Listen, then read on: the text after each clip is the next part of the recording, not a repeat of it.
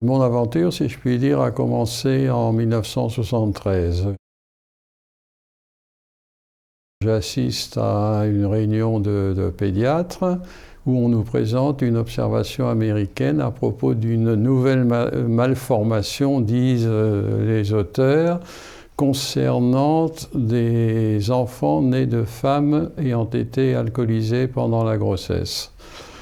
Pour moi, c'est un événement extraordinaire parce que dans le cadre de cette observation, on décrit des enfants qui se ressemblent tous. D'abord un petit périmètre crânien, des yeux étroits, un nez encellé, ce que l'on appelle un philtrum, c'est-à-dire la plage supérieure de la lèvre, au-dessus de la lèvre supérieure qui est plate, sans gouttière nasale, et puis ils ont un tout petit menton. Or, ce type d'enfants, je les rencontre en permanence dans la pouponnière où j'exerce une partie de mes activités.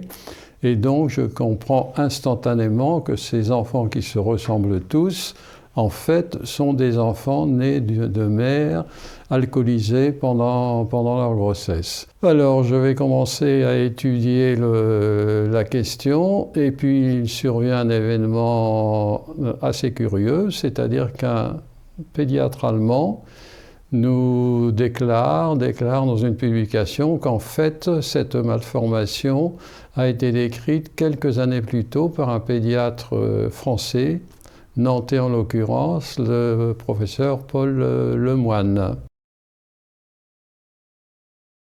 Au fil des années, Paul Lemoine, qui a débuté cette découverte en 1963, finit par récolter, si je puis dire, 127 cas d'enfants présentant une pathologie liée à une alcoolisation pendant la grossesse, et il va rapporter ces 127 cas dans une réunion de pédiatrie à Nantes. C'est le déni de ses collègues. La publication est refusée pour publication dans une revue médicale. Ça vient de cette période où, comment dirais-je, les médecins, même de grands médecins, considéraient que l'alcool n'était absolument pas dangereux pendant la grossesse, sous prétexte qu'on le saurait. Alors, le syndrome d'alcoolisation fœtale sera enfin reconnu grâce au congrès de médecine périnatale de 1980, où se réunissent obstétriciens, pédiatres et puis, psychiatres également.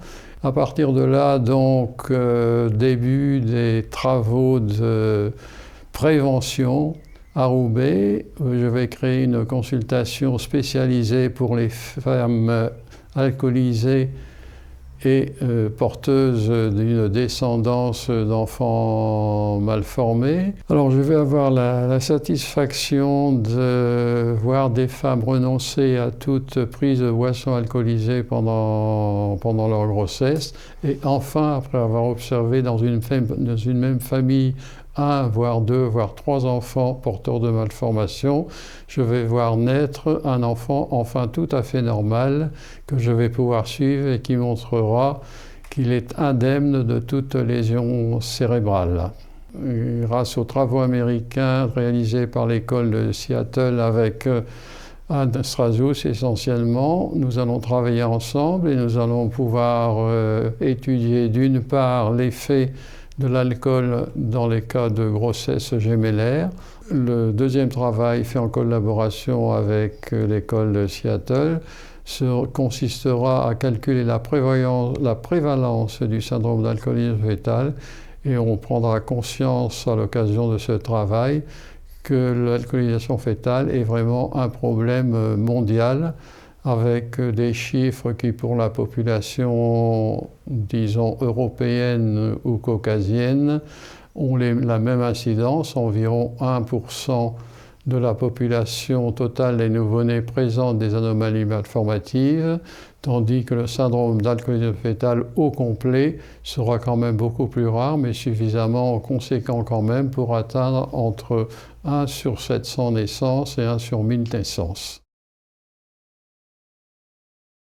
Dans les années 90, on va prendre conscience que, en fait, les faibles consommations sont très dangereuses, qu'il n'y a pas de seuil de consommation acceptable et que les enfants naissant de femmes faiblement alcoolisées ont quand même des anomalies qui sont difficiles à mettre en évidence, que l'on constate pendant la petite enfance essentiellement, pendant la période scolaire, avec des problèmes de dyspraxie, de dyslexie, d'apprentissage difficile de la lecture et des mathématiques.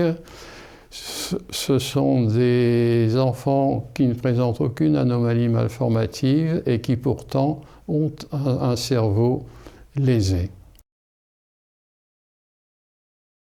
Alors c'est grâce à la deuxième publication de Le Moine que l'on va prendre conscience des dangers à long terme de cette pathologie et du prix à payer par la société, puisque Le Moine, à partir de 127 cas du départ, va retrouver 105 enfants, tous placés en institution. Ils sont âgés de 20 à 25 ans, ils ont tous une importante pathologie, soit malformative, soit cérébrale. Ils ont d'énormes troubles du comportement, certains ont fait de la prison, d'autres sont incapables d'exercer un métier. Alors c'est en 1995 que je vais résumer toutes mes constatations dans le cadre d'un ouvrage, d'un petit ouvrage dans la collection Que sais-je, intitulé La grossesse et l'alcool, qui résume les connaissances à l'époque de cette pathologie qui reste malheureusement très actuelle. Donc, année cruciale en 2003, en ce sens que 3 femmes roubaisiennes, alcoolisées pendant la grossesse, ayant donné naissance donc à des bébés handicapés, ont porté plainte contre l'État pour non-assistance, pour non-information plus exactement, des dangers de l'alcool pendant la grossesse. Elles seront défendues par maître Benoît Titran, avocat, qui fera un travail très important. Le procès n'aura pas de suite, mais il aura une grande importance quant à la suite de la prévention de l'alcoolisation fœtale, parce que grâce à Anne-Marie Payette, sénatrice et ancienne enseignante à l'île de la Réunion, va se démener pour obtenir une prévention plus efficace et en particulier obtenir ce qui est réclamé depuis longtemps par les professionnels, c'est-à-dire un logo sur le contenant des boissons alcoolisées. 40 ans après, on se trouve toujours face à l'alcoolisation fœtale, avec évidemment des enfants handicapés, mais surtout avec un problème important, c'est que beaucoup de ces enfants ne sont pas diagnostiqués. Je crois qu'il y a un problème très important, c'est celui de l'information du public. Le public, les femmes en particulier, sont peu informées de ce problème. Ce que l'on appelle le binge drinking, c'est-à-dire l'alcoolisation effrénée en fin de semaine, par exemple, semble se développer. C'est extrêmement dangereux pour le fœtus, car on sait parfaitement qu'une seule cuite, entre guillemets, peut entraîner des dégâts irréversibles en début de grossesse. Tout le monde est donc concerné par ce problème et il est important d'y penser régulièrement. Et à l'occasion du SAFTON qui va bientôt se dérouler, ce sera l'occasion d'attirer l'attention de la population sur cette pathologie qui est parfaitement évitable. Ne pas boire pendant la grossesse, c'est s'assurer d'une descendance normale.